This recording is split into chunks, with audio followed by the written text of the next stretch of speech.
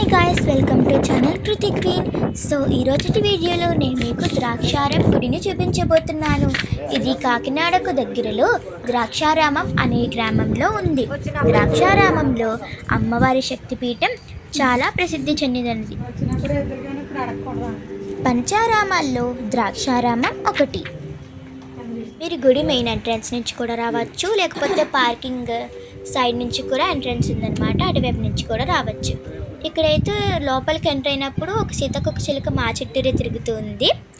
లోపలికి ఎంటర్ అవుతే మనకి బాగా పీస్ ఫీలింగ్ అనేది కలుగుతుంది అనమాట.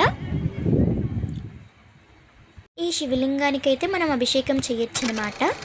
ఈ స్తంభాలు ఎన్ని ఉంటాయంటే 108 ఉంటాయన్నమాట.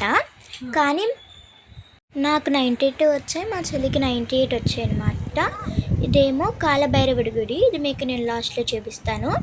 అటువైపుగా వెళ్తే కోనేరు ఉంటుంది. ఈ చెట్టుకి కిందనేమో ఒక విగ్రహం, ఈశ్వరుడి లింగం ఉంటుందన్నమాట. దీని ప్రత్యేకత ఏంటంటే పైన విష్ణుమూర్తి, కిందన ఈశ్వరుడు ఉంటారన్నమాట. దీని చుట్టూరు ప్రదక్షిణ చేయాలి. మనం ఏమైనా మొక్కుకొని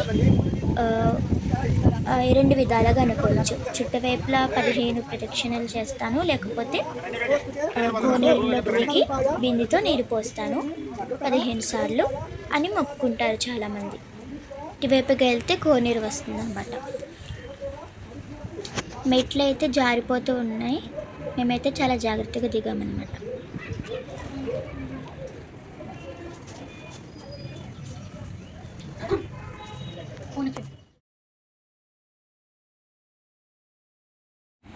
ఇదన్నమాట కోనేరు.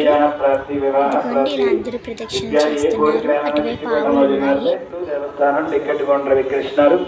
ఒక సంవత్సరానికి 5,000 రూపాయల టికెట్. సామూహిక నిత్య చండీ హోమం సంవత్సరం పాటు మీ గోత్రనామాలతో హోమం జరుగుతుంది. ఒకరోజు హోమంలో స్వయంగా పాల్గొనవచ్చు. మహామంత్ర జపం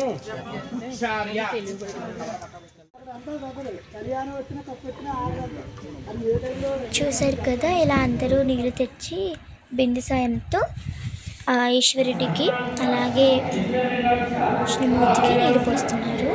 ఇదేంటి శివలింగం. నేను మీకు చాలా జాగ్రత్తగా చూపించాను. ఇంకా ఈ శివలింగం రోజుకి పొడవు పెరుగుతుంది అన్నమాట. అది కూడా ఈ గుడి ప్రత్యేకత.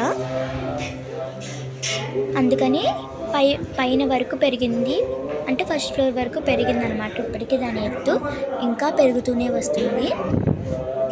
ఇప్పుడు నేను పైనుంచి ఎలా ఉంటుందో చూపించబోతున్నాను. జాగ్రత్తగా చూడండి.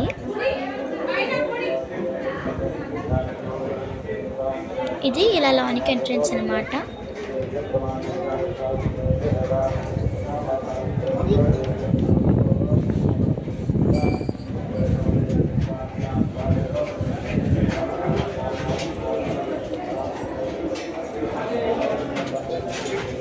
చాలామంది చిన్న చిన్న పిల్లలతో ఈ గుడికి వచ్చారు.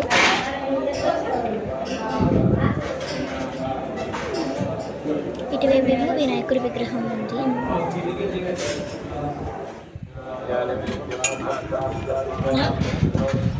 చూస్తున్నారు కదా, అదిగోండి అక్కడ ఉంది ఈశ్వరుడి విగ్రహం. చూశారు కదా ఈ గుడి ప్రత్యేకత. సో అలా వెళ్తే ఇక్కడంతా గోడ మీద ఏవేవో రాసి ఉన్నాయి. అది సాంస్క్రిట్ అనుకుంటా. ఎలాగైనా కిందకి దిగచ్చు. ఇలా దిగితే డైరెక్ట్గా బయటకు వచ్చేస్తాం, లేకపోతే ఎక్కిన వైపు నుంచి కిందకి దిగచ్చు. 2 మార్గాలు ఉంటాయి అన్నమాట. ఇక్కడ నుంచి వ్యూ చాలా బాగుంది కదా.